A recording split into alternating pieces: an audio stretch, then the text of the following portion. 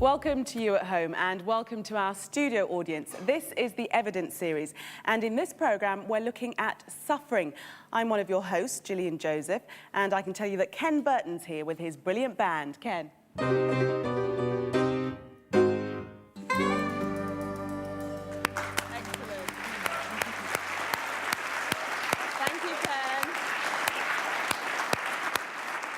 Thank you so much, Ken. And this is Dwight Nelson. Dwight, the topic of suffering. I find it hard to relate to suffering because I think in global terms and world hunger. Let's poll the audience. How many here have ever suffered? Okay, look, a lot of hands are up. Okay, follow-up question. How many here have suffered deeply? You know, there are degrees in this business of suffering. You know, the old line, I complained about not having any shoes until I met a man who had no feet.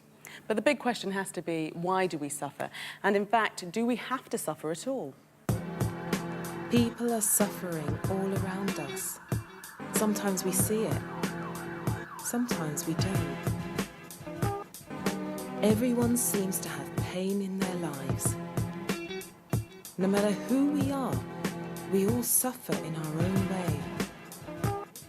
We're born from pain and live in pain. What's the point? What can the purpose of our suffering be?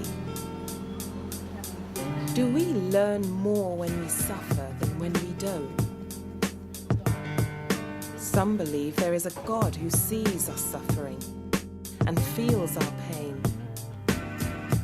But if there was such a God, why would he allow us to suffer?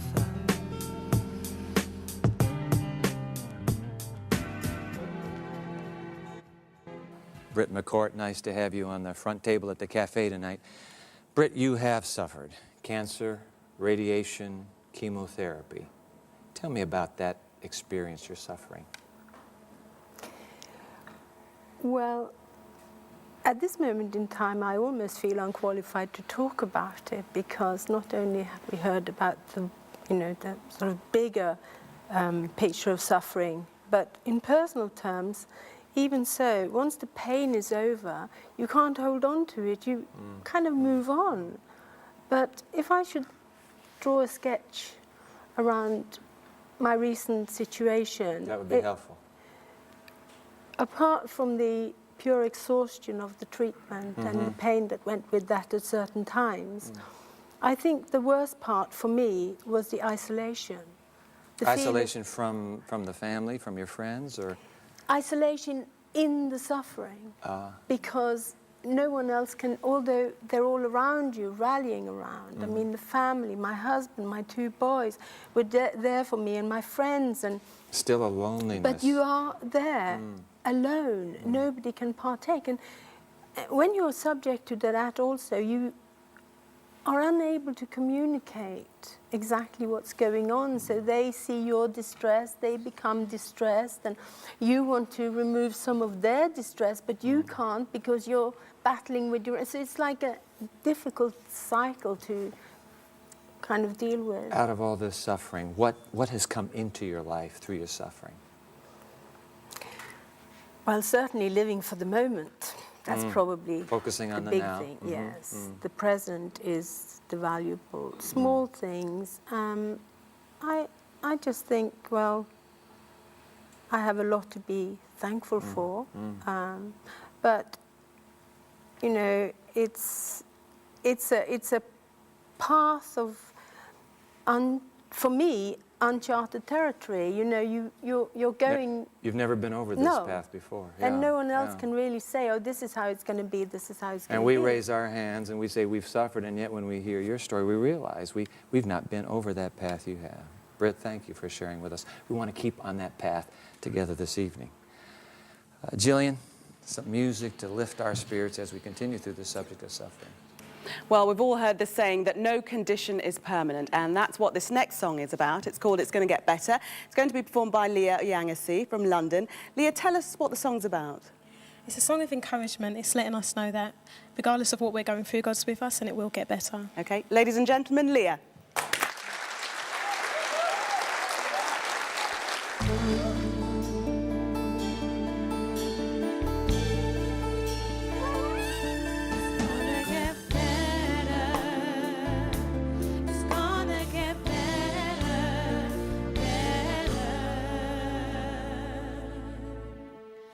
You're feeling all alone.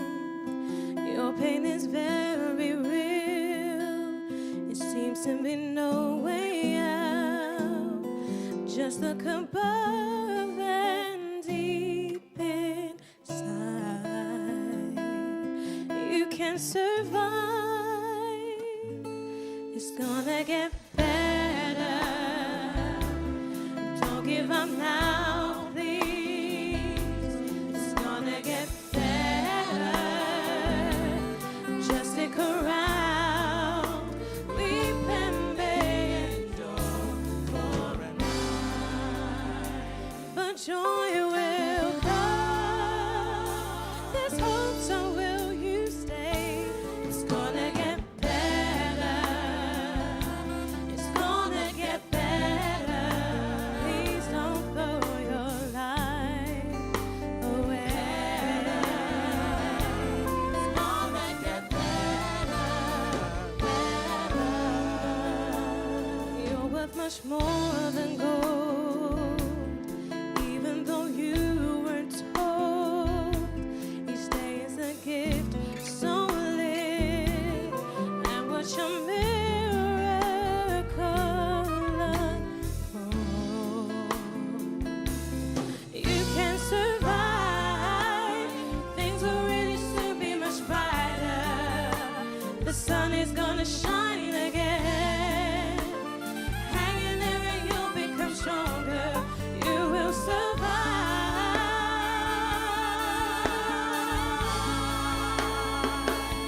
It's gonna get better. Don't give up now, oh please. It's gonna get better. Just stick around. We've been made for a night, but joy will come. There's hope, so will you stay? It's gonna get better. Please don't throw your life away. Love has brought you thus far, and it will lead you to the light.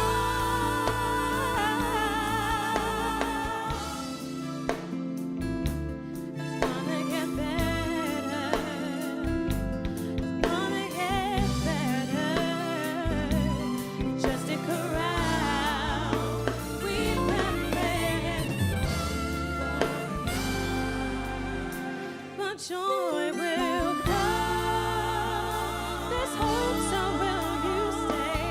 It's gonna get better. It's gonna get better. It's gonna get better. Better. It's gonna get better. Please don't throw your life away.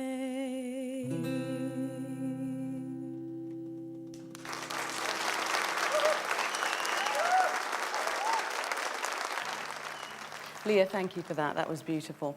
Well, maybe through your own journey in life, you've experienced suffering. Maybe you've struggled to come to terms with it and find a meaning. Well, one person who's trying to express the meaning of suffering through their art form is Penny Warden. Penny's in our audience tonight. Penny, welcome. Penny's a fine artist, and through a group of paintings called the Phoenix series, she's explored the meaning of suffering.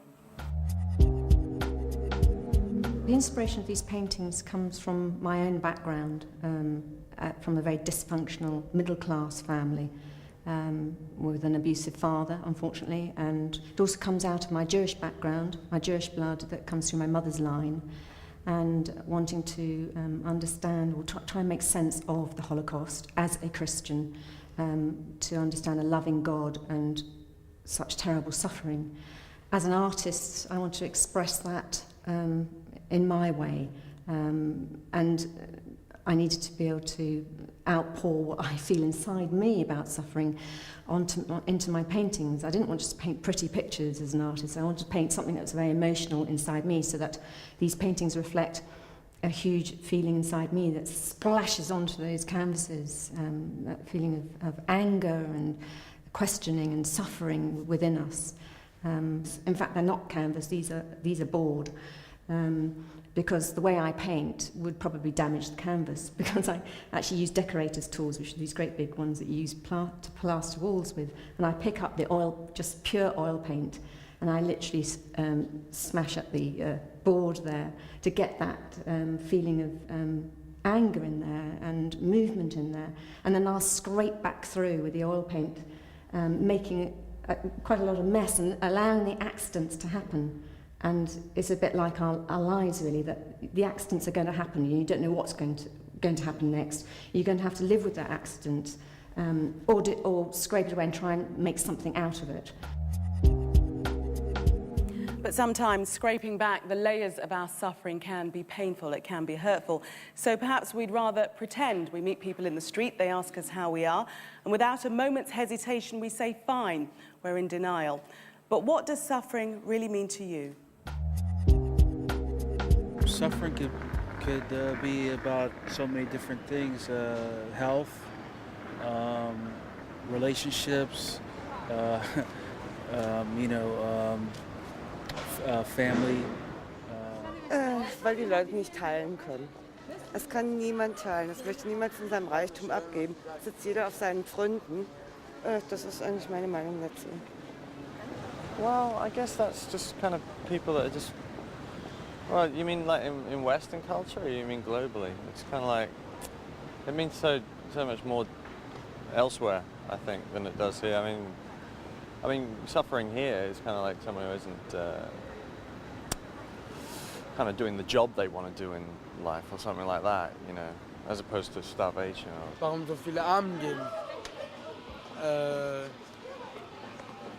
Çok şey bulamıyorlar diye. Ja, weil die keine Arbeitsstelle oder so kriegen, weil das sind ja voll viele Leute. Die kriegen dafür keine Arbeitsstelle, weil das sind voll viele immer. It's the concept of a hardship which is worse than something I could imagine. I don't believe I've ever suffered in anything. And when I think about suffering, it's always the emotional images of sick, starving, people in pain, people having to put up with things that are just inhumane. This has many faces, and for me is when my son is crying or my parents are ill, or when I have no money. That's not good, but also when people are ill in the world or have no money. Also ich finde, der erste Grund sind die Jobs. Dass viele Jobs leider nur für intelligentere Leute sind. You know, I don't think anybody likes to suffer, but I think when you're young, you know, you don't see these things until you get older. I think the older you get, when problems hit, it's hard to bounce back up. It's hard, you know, it is. Ne bih želio nikom patnju. Teško je kad čovjek pati i nanosi velik unutrašnji nemir, bol, ostavlja duboke rane u čovjeku. I poslije bilo kakve patnje čovjek jednostavno više to nije to što je nekog bio. Nije lijepo patiti, ne znam, ne bih želio o patnji puno pričati. To a lot of us, no matter what our personal experience, suffering doesn't seem to have a purpose. We wonder why we have to go through it. But we can grow from the experience. Frank Ross was placed in an orphanage as a child. This is his experience. My memory of being in the orphanage was I was quite young. I was 3 and wondering where I was, to tell the truth. I didn't know I had parents. Nobody told us how we were born or how we got there or anything like that. I mean, to me, mother and father, they were strange words. They weren't like you hear children now. There was no such word as a mother and a father.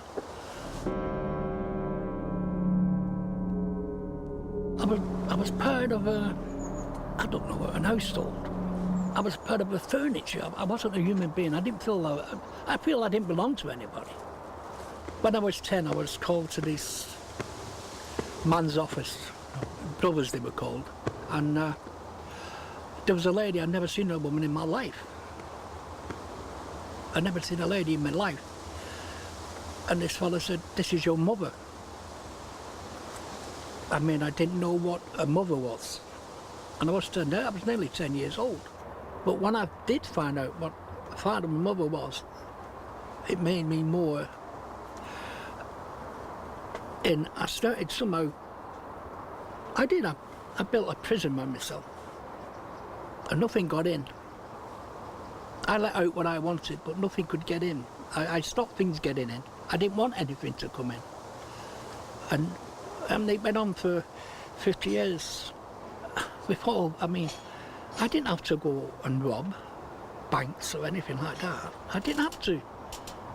But it was the only way of feeding this thing inside, this rage, you know, this rage, you know.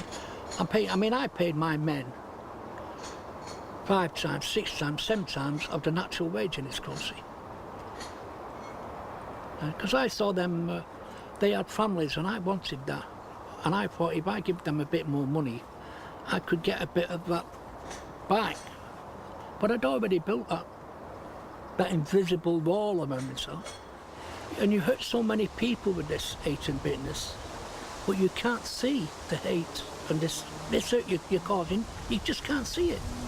You don't feel guilty for what all the harm you're doing. It's being fed. The more you seem to do things, this hate gets less. But the next morning, it's twice as worse. If I could go back to that little boy I was, I would want to grab hold of his hands and tell him that he's cared for, he's loved, and he's needed in this world. And everybody in the world is needed and is loved. But once this doubt and fear and this hate and this bitterness gets into your life's finished. Because that's the only life you know. It's good to be free now. Human suffering, it comes in so many sizes and shapes and experiences.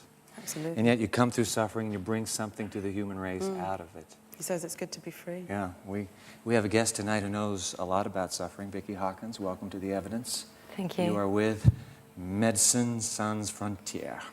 Congratulations. Well done on the French. What is the mission of your organization? Médecins Sans Frontières, or MSF, which is perhaps easier, is a medical humanitarian organisation. We work in times of crisis. We're probably best known for our work in conflict situations, but we work in more stable settings as well, with medical crisis. So at the moment, our main activities are in HIV/AIDS, malaria, and tuberculosis, really the 3 biggest killers, aside from conflict. And you're in Afghanistan in as the world well, is that correct? That's correct. Now, what would be the major need in Afghanistan right now? In Afghanistan at the moment, the problem is actually very basic. It's about access to health care. 25 years of conflict in Afghanistan have obviously destroyed whatever infrastructure there was. There's no facilities, there's no trained staff. There's just a lack of infrastructure. So people actually can't access healthcare, and to compound that problem, insecurity as well still ravages the country, and that further compounds access. So as a liaison officer, you bring in the medical volunteers from around the world, literally. Yeah, that's right. My job when I'm in the field is to work as a project manager. Okay. So I'm not medical myself. I'm responsible for creating this space that enables our medical volunteers to work in a very hands-on way with the population. When you see suffering, and you've seen it in the Congo and elsewhere in the world, is there a common thread that runs through human suffering? Well, I think that the common thread is that it's people like you and I. Generally, we're dealing with innocent populations, and particularly when you come to a conflict setting, the primary target, the primary people suffering from the conflict are the civilian population. It could be any one of us. So you're there to alleviate suffering, and for every 10 that you can help, What about the 10,000 that you can't? Yeah, it might seem like a drop in the ocean, and of course that's something that we have to deal with personally. But for an individual patient, if you've walked 3 days to come into an MSF clinic with a dying child in your arms, and you walk out and that child is well, is healthy, that's not a drop in the ocean to that particular person. So we try to take it more down to the individual patient relationship and the benefit, the impact that we have on their lives. What brings you the greatest joy in the midst of obviously horrendous suffering? What brings you the joy that keeps you going, Vicky? Seeing that patient walk out of the clinic well. And also, I think just to be with the people, the tremendous optimism and resilience that you find in populations living under very traumatic circumstances. You still generally find a spark of optimism, the opportunity to have a joke, the resilience of the human spirit. Obviously, we can't all go overseas. We're not all medical personnel. Is there any way we living in the homeland, so to speak, can relieve human suffering? Apart from making a donation to MSF, one of the things that we really encourage from our volunteers is they're not just there as doctors, they're not just handing out pills, they're there to be proximate to the population that we're working for as well. So we're always our volunteers, they spend time with the patients, they listen to them, they talk to them, they try to understand more about their experience than just the physical symptoms that they might be treating at that point in time. So how could I do that here? So listen to people, talk to people, try to see more than perhaps the physical interface that is you're immediately presented with. Vicky Hawkins, thanks so much for relieving the suffering of this world. Ladies and gentlemen, Vicky Hawkins. Well done. Glad to have you.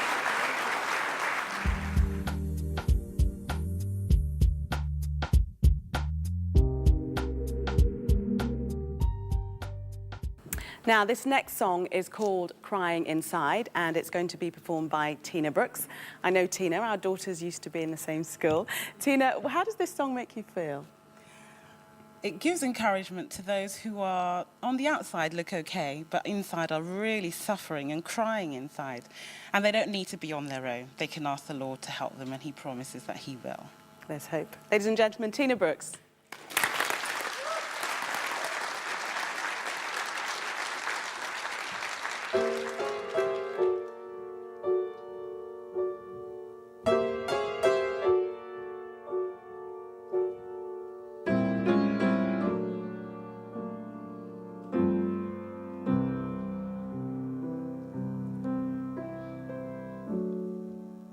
Just one touch of your hand is all I need.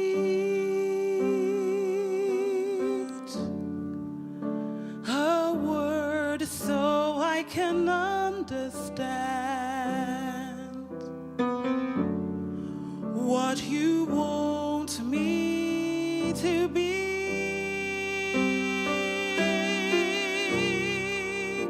Show me just why you came and why you linger near. For what reason you died. Please stop this crying inside. Crying inside, this crying inside of me.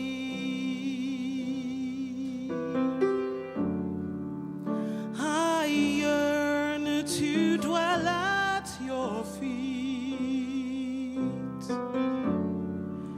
your will to achieve.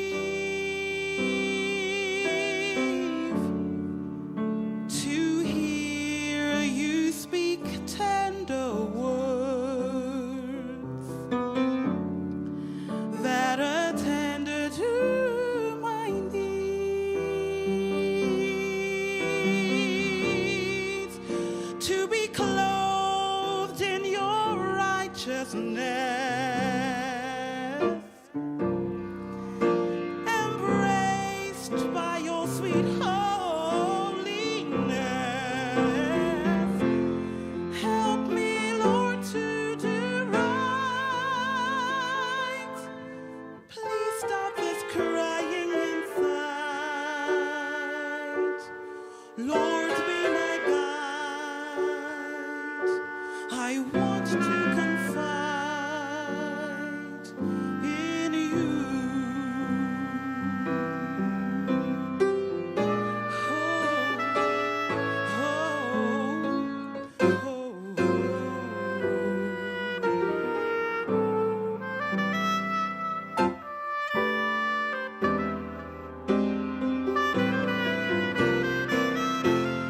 For what reason you died, I need to know. For what reason you died. Whoa. Lord, I want to do right.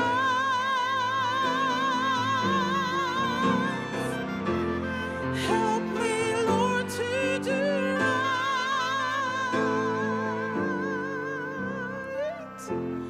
Help me, Lord, to do right.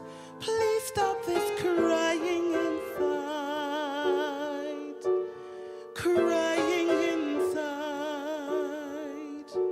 I want to confide. Be my guide. Stop this crying inside. Crying inside over me.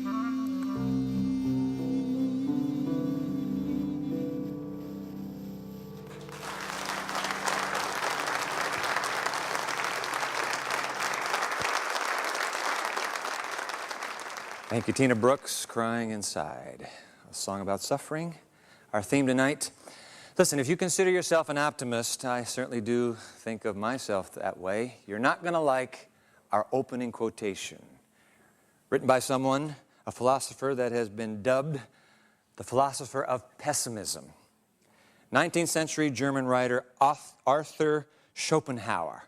His words on the screen. If finally we were to show everyone the terrible sufferings and miseries to which his life is constantly exposed, he would be seized with horror.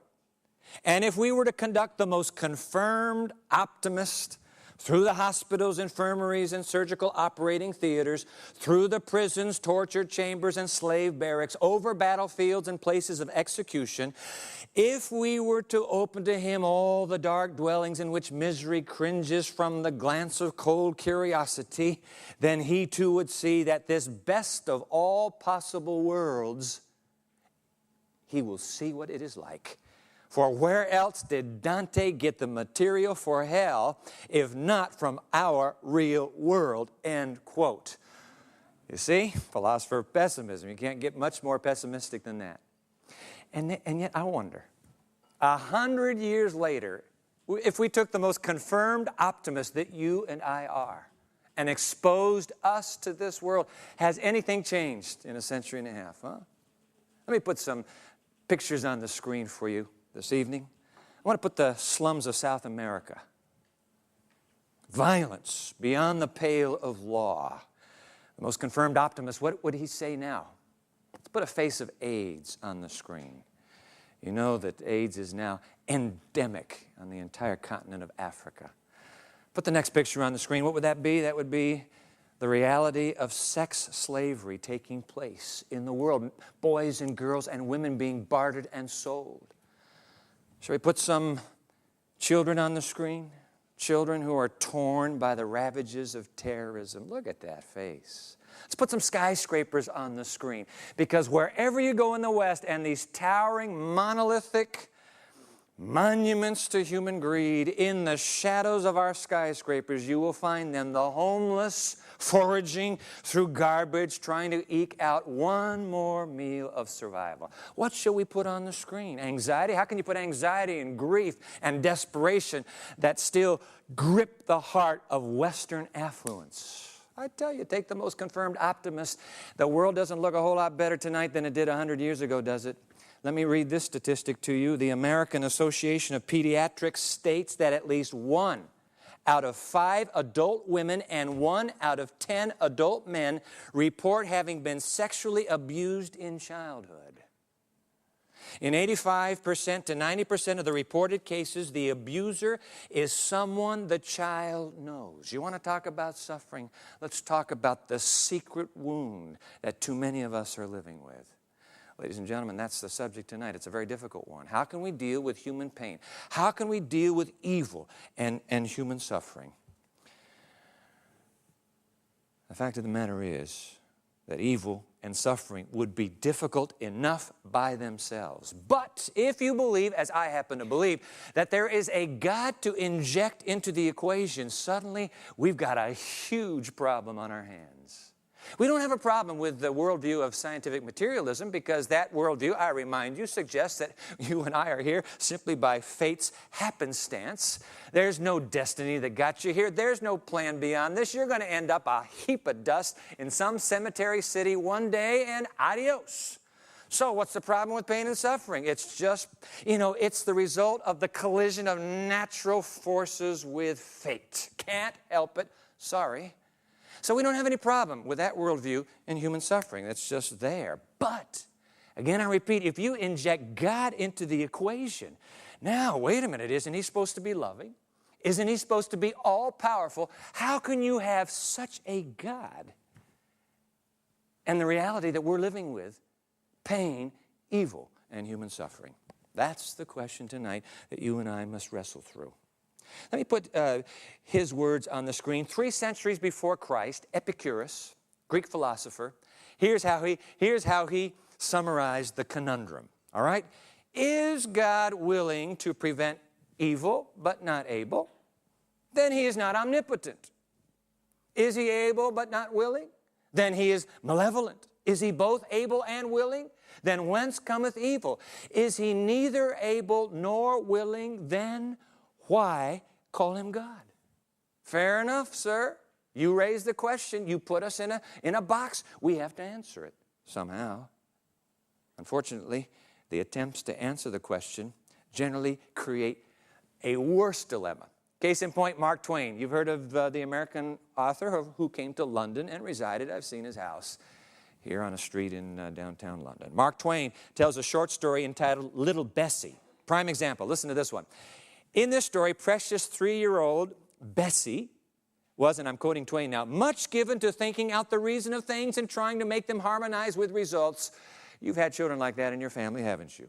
And so she started asking her mama one day a flurry of questions about suffering. How did suffering come to be, and why, mama, why, mama, why? And after her mother had declared that God sent all pain and suffering upon humanity, little Bessie asked, did He give Billy Norris the typhus?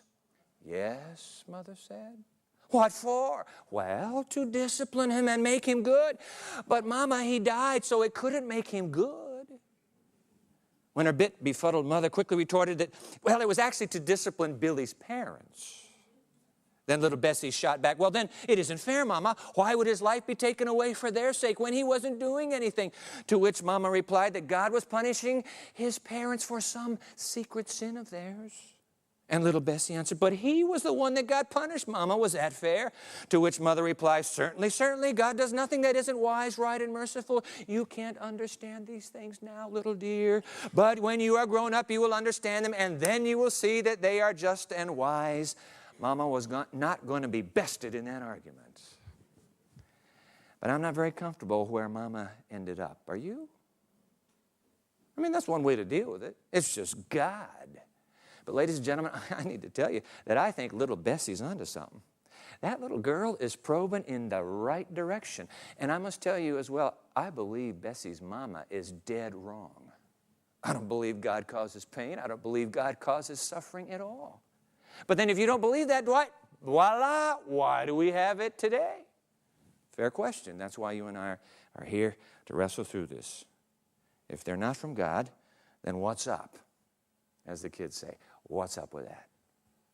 Well, there are times you and I have to admit when the magnitude of human suffering, it's too huge for justice to deal with.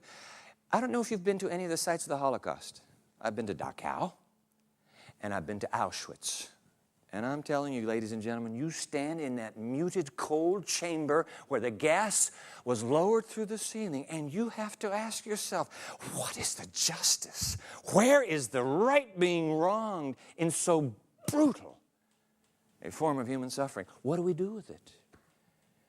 And yet I would have to be, I would be lying to you if I didn't say that despite all the terrible tragedies, and you can throw them at me, take me to the Cambodian killing fields if you wish, throw them up, I know of them.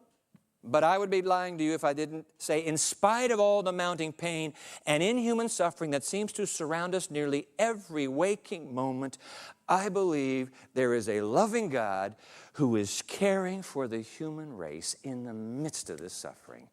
And you're saying, yeah, right. Hence the dilemma. How are you going to get out of that, Dwight? I mean, loving God, all-powerful being, and yet still this suffering. Well, before we go any further, let me get this out on the table. I don't believe, well, first of all, I'll tell you the no-brainer. I do not have all the answers. You already knew that one.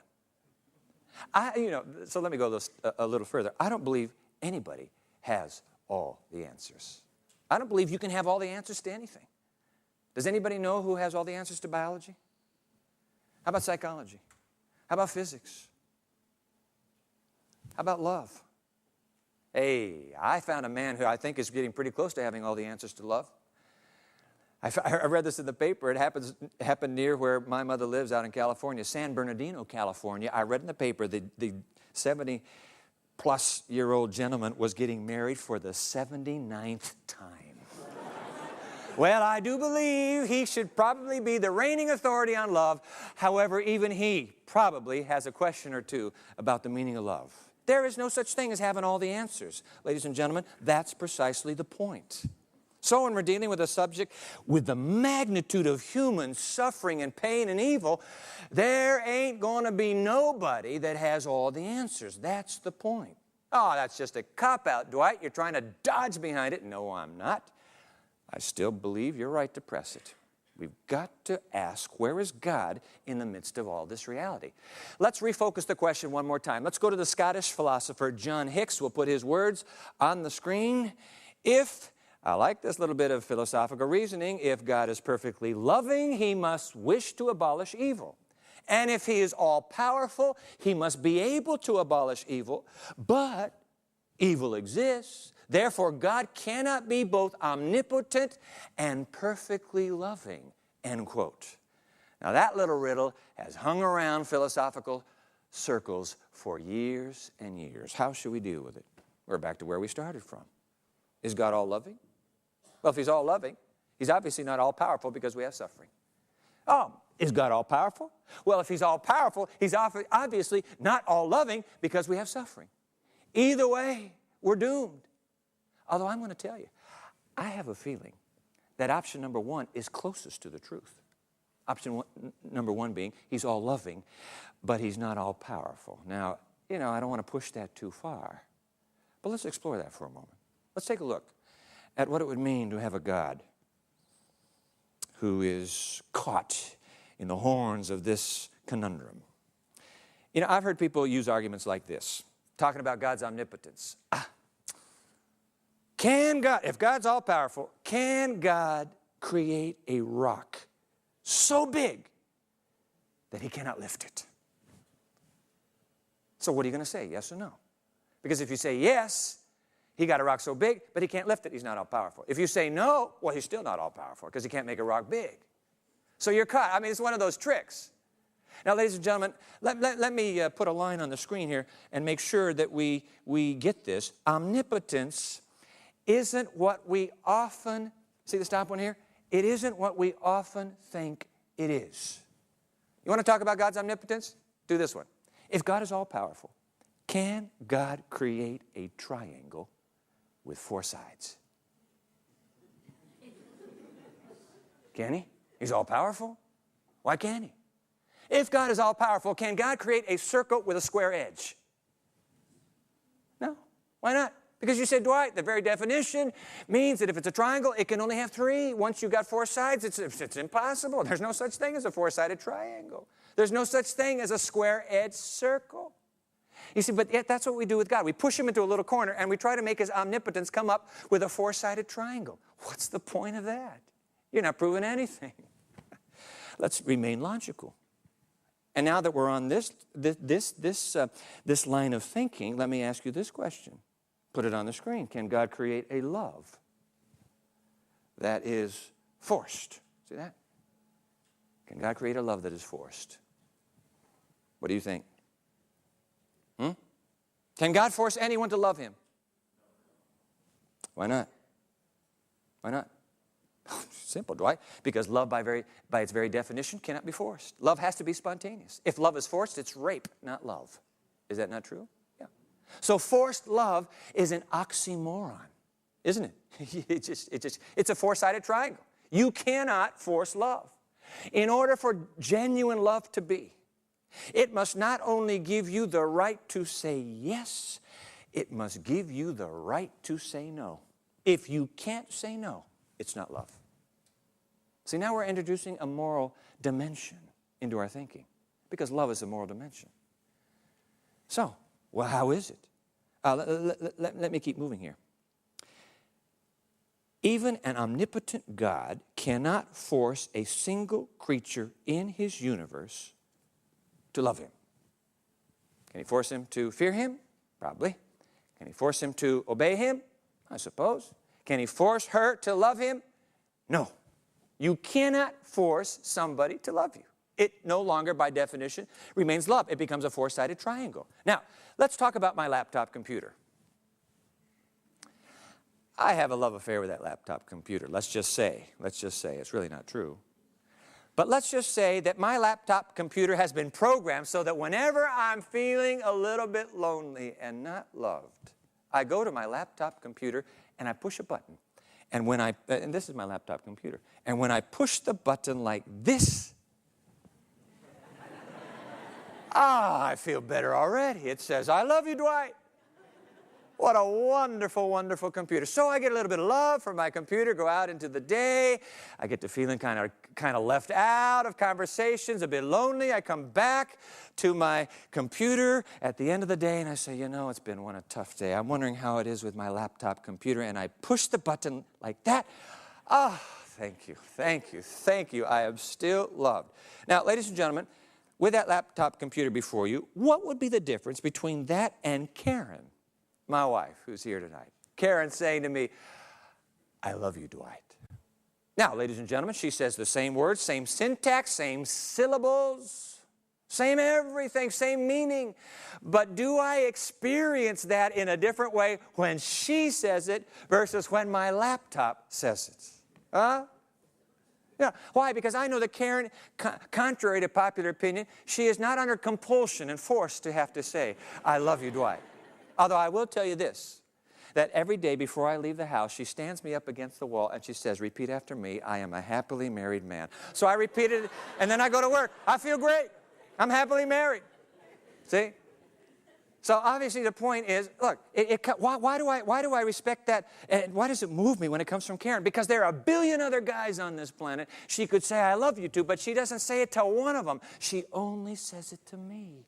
And it wells up out of her heart. And I know that it's by free choice that she makes that confession to me. And oh my, that just warms the cockles of my heart. And that's why we've been married almost 30 years. See? That's how it works. That's called love. In order to love, we have to live in a universe that allows us that freedom. And to allow us that freedom is to admit that there is a moral dimension to this universe. A British mathematician named Edwin Abbott wrote a book called Flatland years ago, in which he depicted the citizens of this two-dimensional land as being able to only move forward, backwards, and sideways. Can't go up, can't go down. They could never say, what's up? Because there's no up. See? So they can only go forward, backward, or sideways. The whole plot is based on people living in flatland. Now, this universe, I suppose, would be a flatland if God said, okay, no moral dimension called love. You just, yes, no, yes, no. Yes, no, yes, no. But he introduces another dimension, and suddenly our lives experience a fullness that we have not known. Why? Because now the dimension of moral freedom has been added. Now we have a dimension called love. Where did it come from? That's a very good question. You already know my answer to that question, don't you? I believe the moral dimension of love came from a master designer who into our very DNA gave us the ability to respond, to say yes or to say no. In fact, you know what? The Bible very succinctly describes this master designer with a 3-word sentence. God is love. Love is a moral trait. Therefore, it introduces a moral dimension. This is no flatland earth, but of course, the moment we state that, we're still back. Nobody's gotten out of this conundrum yet. Because if this universe was created to flourish in the moral dimension of love by an all-loving, all-powerful being, then why are pain and suffering a part of our human existence? After accepting that possibility, why do we have pain? Well, I suppose God could have programmed us like a computer. I mean, my little laptop, I suppose it could tell me when my blood sugar is going low. It could be like a burglar alarm, somebody just broke in your house. It could protect me from going onto pornographic websites and getting distracted with that. I suppose it could do anything I programmed it to do. Why couldn't God have programmed the human race, his earth children? All right, just like R2-D2, obey, follow me, come here, go there, do. Oh, couldn't he have done that? Why, of course he could have. We could have all been R2-D2. But why didn't he want us to be R2-D2? Because R2-D2 has no depth. There's nothing to respond to the genuine warmth of love that comes to you. R2-D2 just says, yes, master, yes, master. God could have done it, but he wouldn't. He would have taken the dimension out, and it would be a flatland universe tonight. And so, the ability to love, the ability to be moral, we have to be free. We can't be four-sided triangles. We can't be square circles. We have to be free. Free, by the way, not only to be loving, but to be unloving. Free, by the way, not only to be moral, but to be immoral. Free, by the way, not only to do right, but to do wrong. Ladies and gentlemen, it is that freedom that has entered into the equation, the horrible pain and evil and suffering that we experience because people are free to do what they jolly well please. And that's why we're in a mess tonight. Freedom has been abused dreadfully, terribly abused. And you know, it's just like nuclear fission. And soon the whole planet is infected by a freedom gone wild. Shut it down? Oh, you shut it down, then you're back to flatland. Who wants R2-D2 flatland? Forget it. You have to leave it. You have to leave it. A world now we live in so infected by our own wrong choices that even nature itself has been contaminated. Okay, Dwight, so what are you going to do? Come on, get us to the cut to the chase. Give us the answer. What shall we respond? How can I believe in a loving God and have a world like this? There's only one answer. There's only one answer that I know of. And that this loving God, this is the answer. This loving God came in to this world and suffered alongside of us. That's the only answer I have. He came. He came. He came into this world. Became a part of the stream of human suffering, sensed and felt and it lived the evil that we've had to exist and survive in the midst of. That's the only answer I have, ladies and gentlemen. In fact, you know the kind of God you end up with? You end up with a relational God. He's just big on relationships. And that's why he came, because he wanted us to know that we do not suffer alone and that we would not be left forever and ever to be suffering. No, I will become one with you. He's a relational God. Well, that's why we still have suffering, by the way. I suppose he could just snuff it all out just like that. But what if that relationship yet could be one more that I could draw? What if I stopped too soon? One more that I could draw to my forever friendship. That's what I believe. It doesn't answer all the questions about human pain and suffering. I understand that. But I find no small measure of comfort in knowing that I do not suffer alone, that there's someone, a being, who has entered into my suffering. He did it at a place called the cross. You see the picture of the cross, and you realize, whoa, there's a story.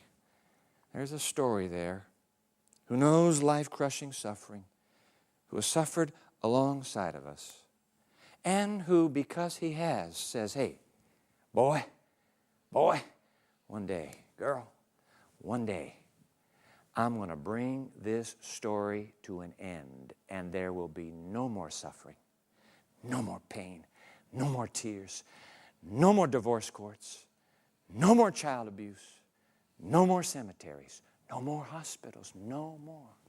I'll have the last word. I find comfort in that when I journey alongside of those who suffer. I want to end by telling you that I worked on a university campus a few years ago. 3 bright young men, part of our university family, went on a snow skiing expedition, flew up to Wisconsin, which is across the lake from us, Michigan, had a great skiing weekend. We're coming home in a private plane. One of them was a pilot, and iced up as it took off. The plane crashed. All 3 boys were killed. 2 funerals on my campus. At the end of the first funeral, I made my way to the front of the church where the heartbroken parents, it was their only child, are weeping over that casket. I mean, what can I say? You want to talk about suffering? That's it. A colleague of mine helped officiate at that funeral, and he was standing beside me. And as we felt the tears in our eyes and the lump that got bigger and bigger, he finally leaned over to me and he whispered, he said, you know, Dwight, it's no wonder God can't sleep at night. He's absolutely right. He's the God who neither slumbers nor sleeps. How can he sleep? These are his earth children, you and I. He knows what you're going through. He knows how broken your pain right now. He said, I've been there. I've been where you are. And I am with you now. And one day, I will have the last word. And ladies and gentlemen, here's the good news tonight. His last word is 2 words long. Never forget them. 2 words long. God's last word about human suffering, they are these: no more. No more. No more. I believe that. And I wish you would consider believing that too.